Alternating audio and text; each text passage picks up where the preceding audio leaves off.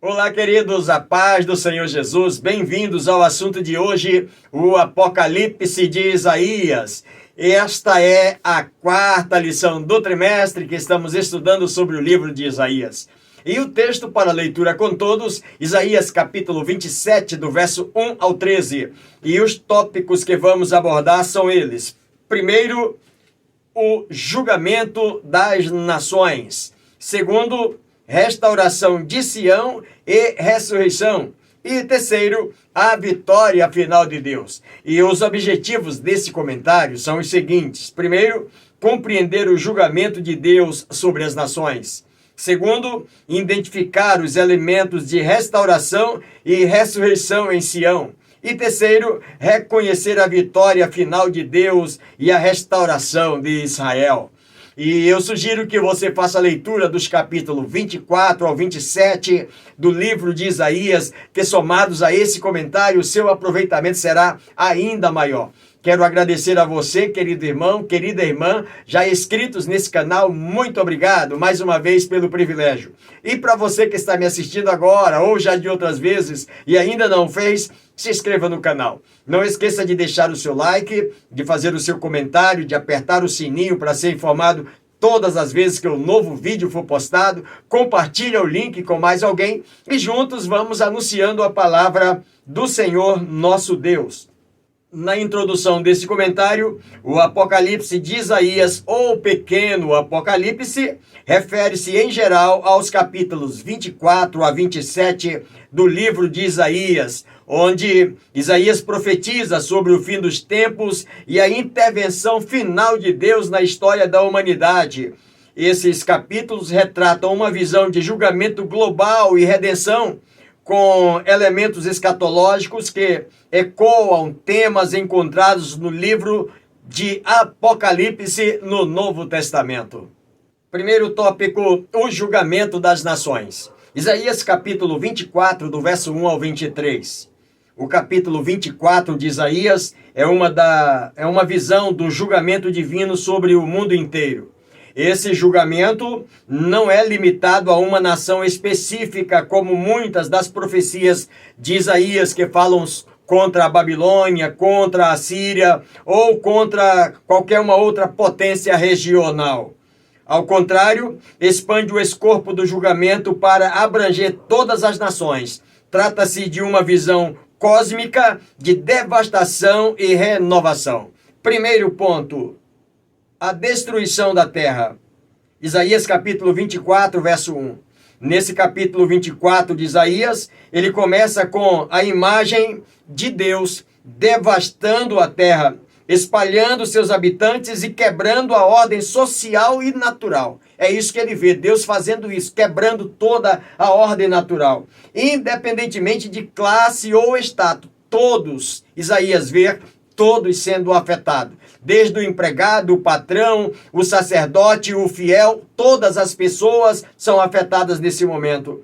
A linguagem usada por Isaías aqui envolve uma destruição completa, uma reversão das ordens estabelecidas da criação. A terra corrompida pelo pecado humano está sobre uma maldição e o juízo divino é inevitável, diz o profeta. A ideia de um julgamento universal e abrangente é uma das marcas do texto apocalípticos. Nesse contexto, o foco não está em um castigo parcial, mas em um juízo sobre toda a humanidade e a criação. É importante observar que Isaías, no seu livro, ele fala pelo menos 16 vezes sobre a vindoura desolação da terra.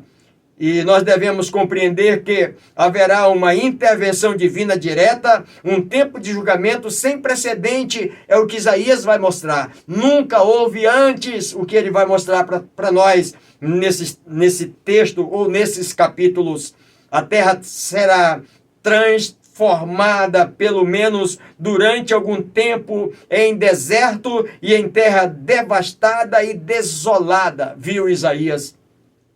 O ataque será como um terremoto. Na ótica de Isaías, era como que até o chão, aonde os homens pisam, se retorcesse e nada ficasse no seu lugar. Tudo seria abalado. E é limitador a gente falar, quando ele fala da terra, a gente dizer que ele está falando simplesmente de Judá ou de qualquer uma outra nação ou parte do mundo. Não, meus irmãos, nem as assolações causadas pelos babilônios ou outros povos corresponde à terrível cena que Isaías está presenciando, que Isaías está vendo. Isaías também não está vendo no cenário os romanos, por exemplo, com seus ataques para destruir Israel. Também não. Antes, nós temos aqui uma destruição geral, como sucedeu por ocasião do dilúvio de Noé. O pecado não é apenas local, mas global. E a corrupção se estende por todas as nações, o que justifica o alcance total do julgamento de Deus. Esta é a visão de Isaías, um julgamento abrangendo todas as pessoas, toda a terra. Segundo ponto de o julgamento das nações, a violação da aliança. Isaías 24, verso 5. Um ponto importante no julgamento de Isaías 24 é a violação da aliança com Deus. Isaías descreve como a terra está corrompida e identifica a fonte do julgamento. O pecado humano que viola as leis divinas e a aliança estabelecida entre Deus e a humanidade. Eis aqui, Isaías já identificou qual é a fonte, qual é o problema, por que desse julgamento? O pecado da humanidade. A quebra do pacto da aliança com Deus. Embora o conceito, diz o escritor, de aliança seja tradicionalmente associado a Israel, que Deus fez uma aliança com eles, aqui Isaías parece expandir que essa aliança ela é para toda a humanidade. A ideia sugerindo que toda a humanidade, de alguma forma, é responsável por manter uma aliança com Deus. Por isso, a quebra dessa aliança resulta em juízo planetário. Quebrou toda a humanidade, quebrou a aliança, então o julgamento será para todas as pessoas, para toda a nação, para todo o planeta. A terra será esvaziada e saqueada, vê Isaías no verso de número 3, como se um grande exército invisível o tivesse atingido e a tornasse num deserto. É isso que ele vê, a destruição. No verso de número 5, Isaías vê a terra como estando debaixo de um imenso monturo. As leis têm sido transgredidas e o pacto eterno tem sido violado, como aconteceu com Adão, lá no Gênesis capítulo 2, verso 16 e verso 17, quando Deus disse para ele, não coma da árvore da ciência que está no meio do jardim, a árvore do conhecimento do bem e do mal. Mas o que eles fizeram? Eles preferiram, no Gênesis 3, verso 16, eles preferiram dar ouvido à voz da serpente e quebrar o pacto, a aliança que Deus tinha feito com eles. Lá no Gênesis capítulo 7, verso 12, foi as condições morais do povo, meus irmãos, que causaram o dilúvio. O texto diz que viu Deus que a terra estava corrompida. Gênesis capítulo 7, verso 12. E por isso estabeleceu o juízo. Isaías capítulo 42, verso 25. O juízo de Deus. O profeta diz o seguinte, pelo que derramou sobre elas a indignação da sua ira e a força da guerra, e lhe pôs labaredas em redor e os queimou, mas não puseram nisso os seus corações. É essa a situação. Eles vivem o pecado, todo o planeta quebra toda a ordem moral de Deus, toda a aliança que ele fez com toda a humanidade, e agora chega a hora da conta. A conta está chegando, Isaías está vendo a conta chegando e o preço está sendo muito alto, porque todos, de igual forma, estão pagando por esse preço. Terceiro ponto de o julgamento das nações, o efeito do juízo. Isaías capítulo 24, verso 6. O resultado do julgamento de Deus é o esvaziamento e a desolação da terra. A imagem de uma terra devastada, com poucos sobreviventes, a alegria e a vida da terra são substituídos por tristeza e desespero. A criação antes abundante agora está seca e sem vida. É o que vê Isaías, um deserto.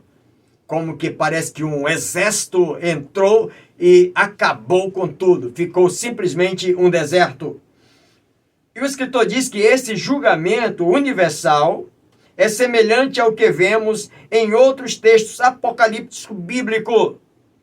Ou seja, o que Isaías viu lá 700 anos antes de Cristo é aquilo que também João vai ver lá na ilha de Pátimo, mais de 700 anos após, onde Deus age diretamente para purificar a terra e corrigir as consequências do pecado humano. Isaías capítulo 24 é, portanto, um capítulo que lembra da seriedade do pecado. Ele tem as suas consequências. Ele fala da seriedade do pecado e do inevitável julgamento de Deus, mas também prepara o caminho para a esperança que virá mais adiante no texto. É interessante observar que ele mostra a seriedade do pecado, o julgamento virá, mas também vem uma outra oportunidade. Se arrepender, então existe um Deus pronto para perdoar e para lhe dar uma nova oportunidade. No versículo de número 6, por isso a maldição continua, a descrição sobre a lei da colheita segundo a semeadura está aí. O que é isso, pastor? O pecado, semearam a iniquidade. O mundo todo é o que Isaías vê. Como eu falei para você, ele não está vendo simplesmente uma classe de pessoas, uma classe social, não. Todas as pessoas, em todas as camadas, do mais alto até o mais baixo. Uma maldição caiu sobre os transgressores. Eles pecaram monstruosamente e terão de sofrer com o monstro que eles mesmos criaram. Ou seja, a situação monstruosa que Isaías está vendo é uma consequência daquilo que eles criaram. Desobedeceram a Deus, quebraram os pactos, desobedeceram as ordens do Senhor Deus, e agora Deus está dizendo, a conta chegou, da mesma proporção que vocês fizeram o mal, esse mal também vocês vão pagar a conta. A ira de Yahvé foi acesa pelos pecados humanos, é o que o texto vai mostrar. Deus não está se irando simplesmente porque deu, o que deu na cabeça de Deus, ele está irado, não. Ele está irado exatamente porque a conta estourou. Chegou o final de tanto pecado, de tanta desordem, a quebra da aliança, ninguém mais ligando para ele, aí ele diz, agora chegou a hora. Isso é o que Isaías está vendo. O pecado tem as suas consequências. Vai ter um ajuste, vai ter um juízo no final. Segundo tópico, restauração de Sião e ressurreição. Isaías capítulo 25, verso 1 ao 12. Se o capítulo 24 retrata o julgamento e a destruição, o capítulo 25 e 26 oferece uma visão de restauração e esperança. O julgamento não é o fim da história. Deus promete restaurar seu povo e sua criação. E a cidade de Sião, Jerusalém, se tornará um lugar de redenção e alegria. Primeiro ponto, o cântico dos remidos. Isaías capítulo 25, do verso 1 ao 5. O escritor diz que o cântico dos remidos é de autoria de Isaías. Por quê? Porque Isaías vê a alegria daquele povo que fora julgado. Nós observamos no início do comentário aqui, o julgamento não é o final. O julgamento é para cessar toda a desordem moral. O julgamento é para cessar toda a quebra da aliança que Deus fizera com o povo. Mas agora não, agora ele está trazendo restauração e alegria novamente para o povo. Isaías então percebe a alegria desse povo e canta juntamente com eles. Agora, o escritor diz que Deus não é apenas, ou não apenas faz aliança, mas também mantém as alianças. E na Bíblia, as palavras fidelidade e verdade expressam o penhor da vitória daqueles que servem a Deus. Assim, tanto Isaías como os redimidos engrandecem ao Senhor por verem a derrota do poder do mal que se punha aos propósitos divinos no âmbito do reino de Deus.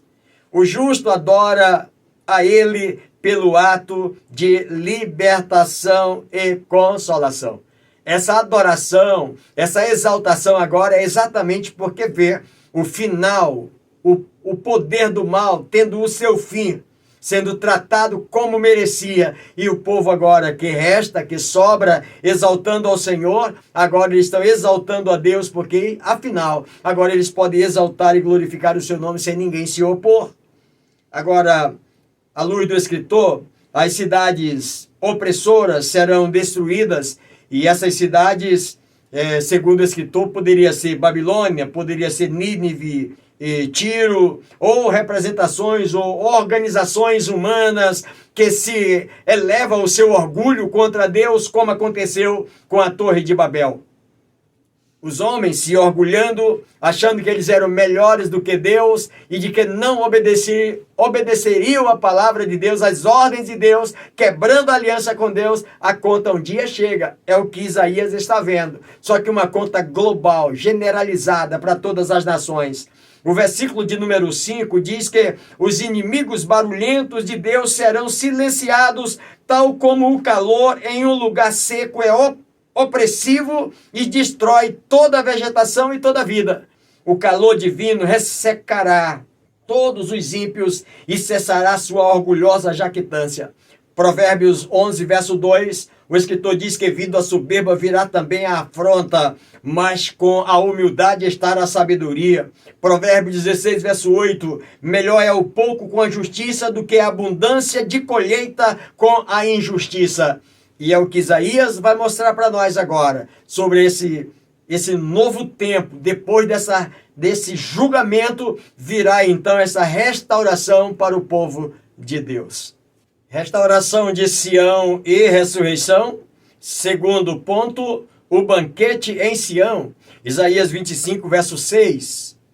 O Senhor dos Exércitos dará neste monte a todos os povos um banquete de coisas gordurosas.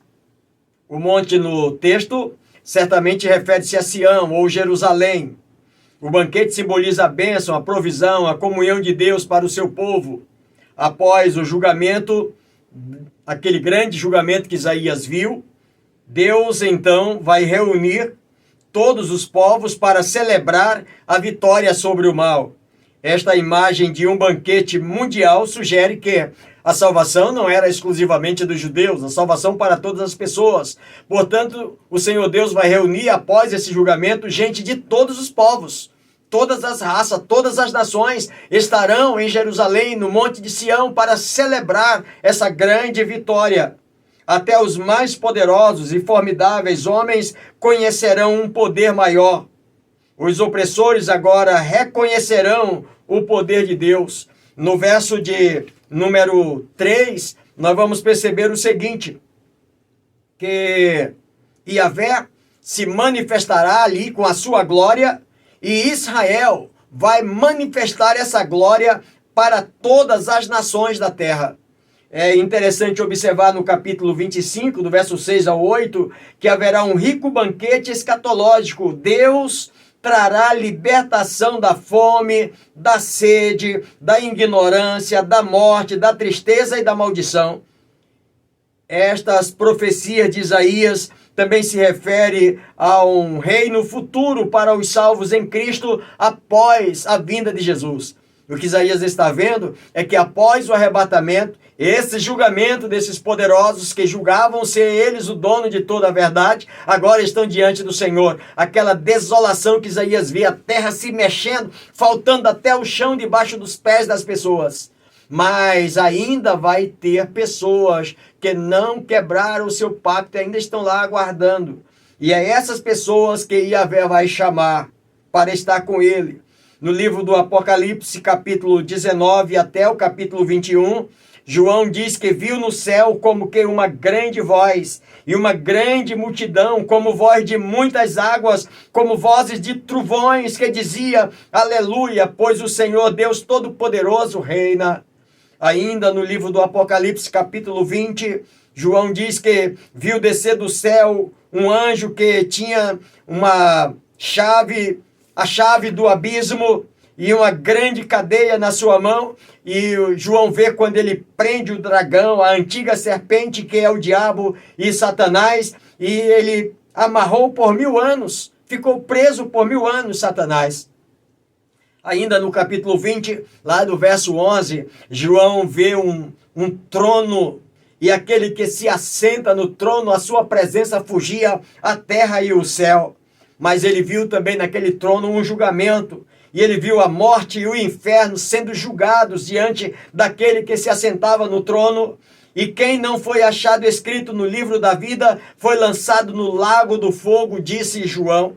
Agora, interessante ainda que no capítulo 21 desse Apocalipse, João viu um novo céu e uma nova terra. Ele viu a Santa Jerusalém, que de Deus descia do céu, adereçada como uma esposa para o seu marido. Ele não viu templo naquele lugar, pois o seu templo é o próprio Senhor. Também na cidade não necessitava de luz, porque o Senhor era a sua própria luz, não precisava de sol, não precisava de lua. As nações andarão na sua luz, e nela não entrará a abominação nem a mentira, só os escritos no livro da vida do Cordeiro. É o que João viu. É interessante que Isaías, 700 anos antes do nascimento de Cristo, Isaías teve essa mesma visão, uma revelação para mostrar para mim e para você de que as palavras proféticas de Isaías não são palavras sem fundamentos, porque houve uma comprovação, até a ciência vai dizer isso, houve uma comprovação. Alguém, mais de 700 anos depois, usando as mesmas profecias, quem sabe por um outro ângulo, mas mostrando as mesmas coisas que Isaías tinha mostrado, para mostrar que vai acontecer, que esse julgamento virá, mas que no final ainda haverá restauração para Sião, para Israel, para o povo de Deus. Terceiro ponto, a derrota da morte. Isaías capítulo 25, verso 8. Tragará a morte para sempre, e assim enxugará o Senhor Deus as lágrimas de todos os rostos. Queridos, um dos momentos mais poderosos em Isaías 25 ocorre no versículo 8. Essa promessa de que Deus destruirá a morte. Essa promessa ela é central para o pensamento apocalíptico e é uma das promessas mais reconfortantes das Escrituras. A morte, o maior inimigo da humanidade, será derrotada por Deus. Deus não apenas trará alívio imediato da dor e do sofrimento, mas destruirá permanentemente a morte, garantindo vida eterna para todos nós. Essa visão apocalíptica de Isaías ecoa na teologia cristã. Paulo, quando fala sobre isso, lá na sua primeira carta aos Coríntios, capítulo de número 15, versos 54 e 55, ele diz assim: quando isto que é corruptível se revestir da incorruptibilidade, e quando isto que é mortal se revestir da imortalidade, cumprir-se-á a palavra que está escrita: tragada foi a morte pela vitória. Paulo faz menção disso.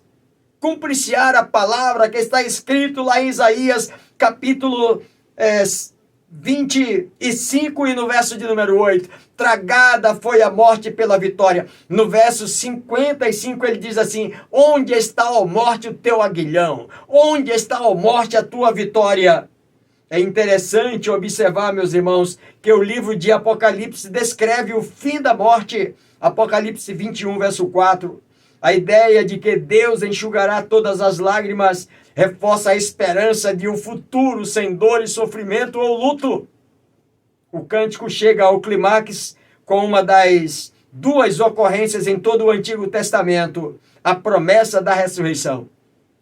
Por Isaías e por Daniel. Daniel, capítulo 12, verso de número 2, ele diz que muitos que dormem no pó da terra ressurgirão ou ressuscitarão, uns para a vida eterna e outros para vergonha e desprezos eternos. Daniel também teve essa visão de que há um final, de que mesmo aqueles que dormiram confiando, sendo fiel ao Senhor, um dia ressuscitarão para a glória eterna de Deus, para a ressurreição, para a vida eterna.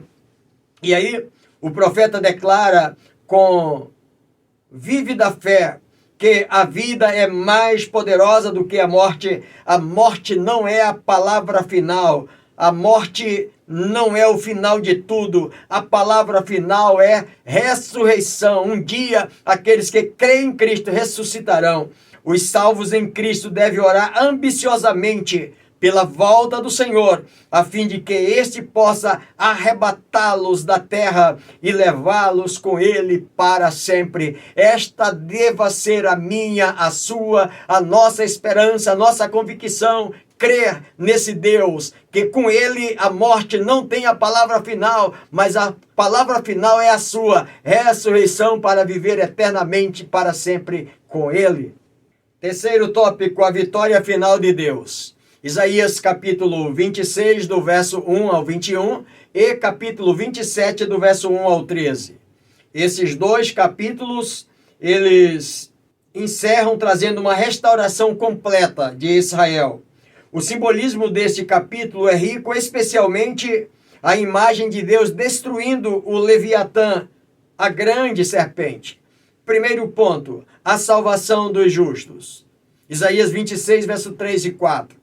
O texto diz assim: Tu, Senhor, conservarás em perfeita paz aqueles cujo propósito é firme, porque ele confia em ti. Confiai no Senhor perpetuamente, porque o Senhor Deus é uma rocha eterna.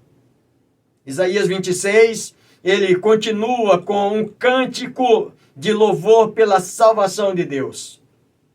O capítulo celebra a confiança que os justos podem ter em Deus em meio às adversidades e destaca a fé e a confiança em Deus como a fonte de paz e estabilidade em tempos de caos e de julgamento. Devamos confiar em Deus, mesmo as situações as mais adversas possível. Lembra de Isaías naquela visão?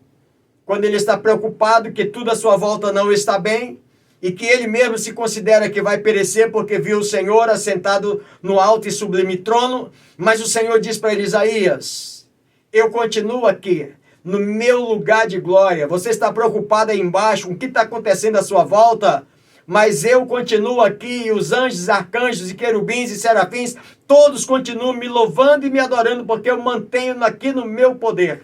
Então, irmãos, confiar no Senhor Deus, confiar no Senhor Jesus é a segurança que nós temos, independentemente das circunstâncias à nossa volta. Precisamos confiar no Senhor. Mesmo diante da destruição global descrita no capítulo 24, aqueles que confiam em Deus têm a promessa de paz e segurança. Convicto de que Deus cumprirá o seu propósito redentor, os santos irromperão em louvor e adoração. Este cântico diz respeito à completa aniquilação por Deus de todo o mal e ao estabelecimento do seu reino. É interessante, meus irmãos, pensar e avaliar à luz da palavra de Deus.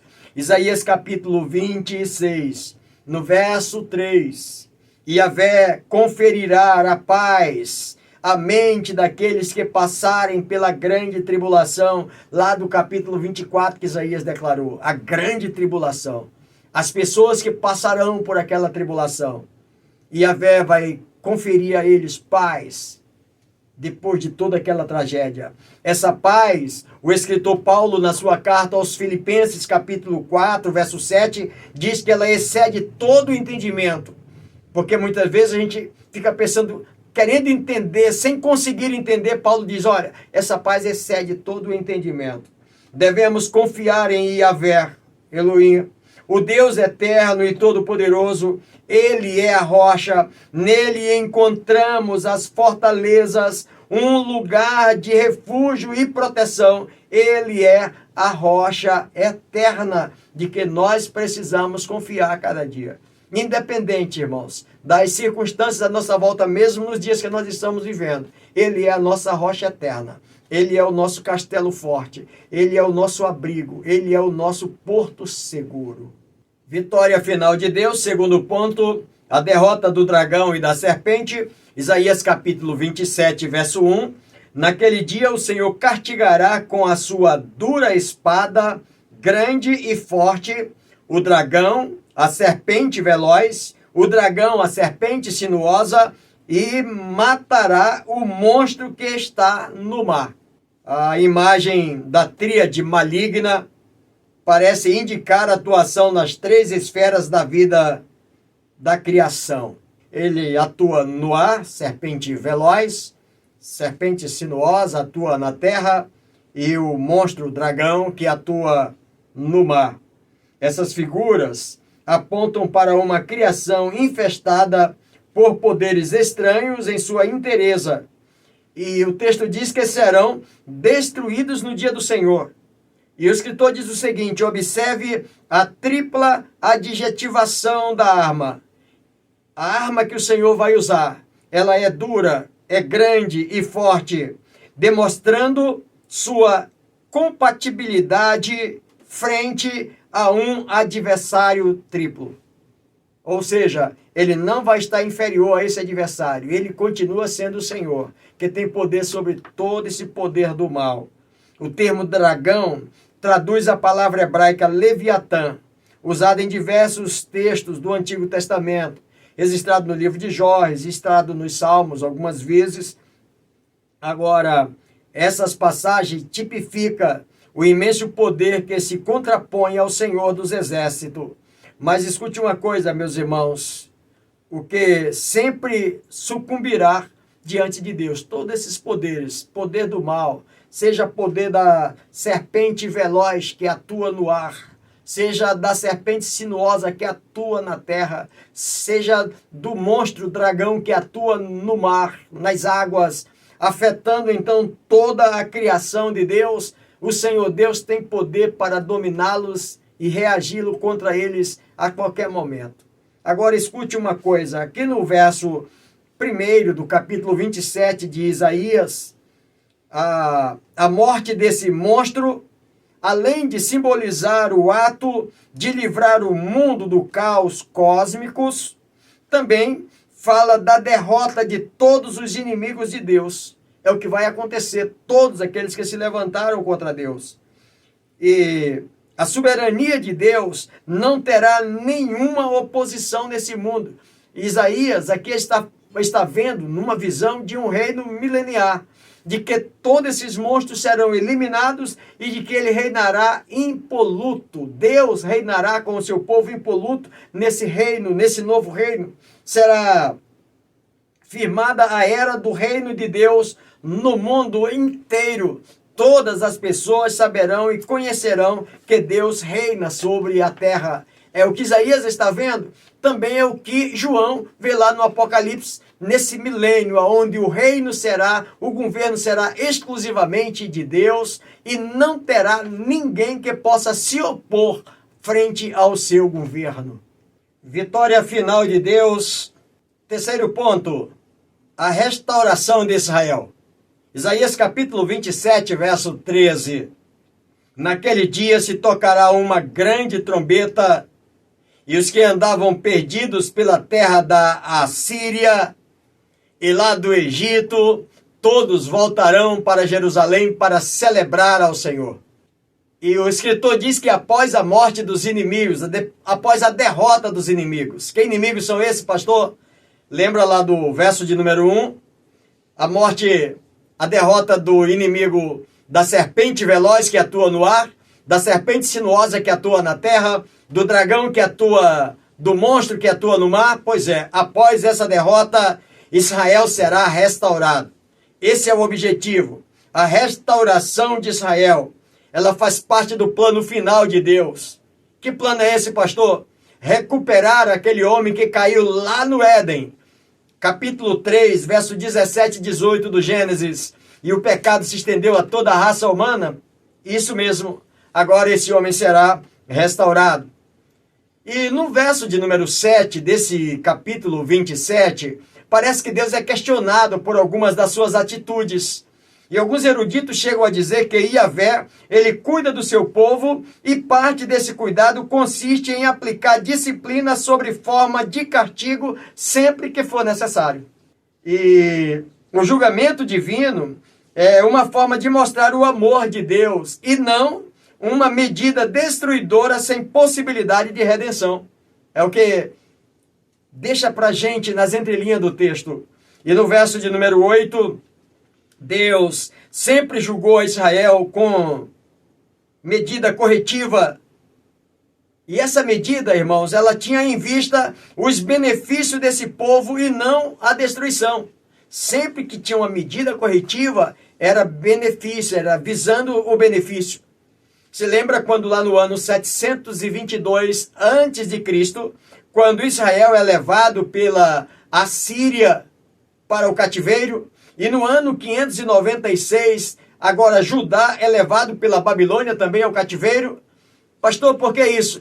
Exatamente a forma que Deus usava para corrigir o seu povo, para que eles não fossem completamente destruídos por causa do pecado.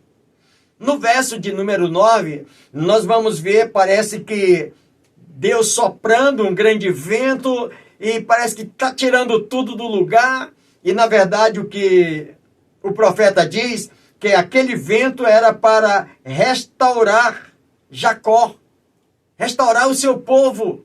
E aquele vento, na verdade, que parecia ser hostil, não era operar uma hostilidade final contra Israel, mas soprar para longe a palha e assim restaurar o grão, ou seja, restaurar o seu povo.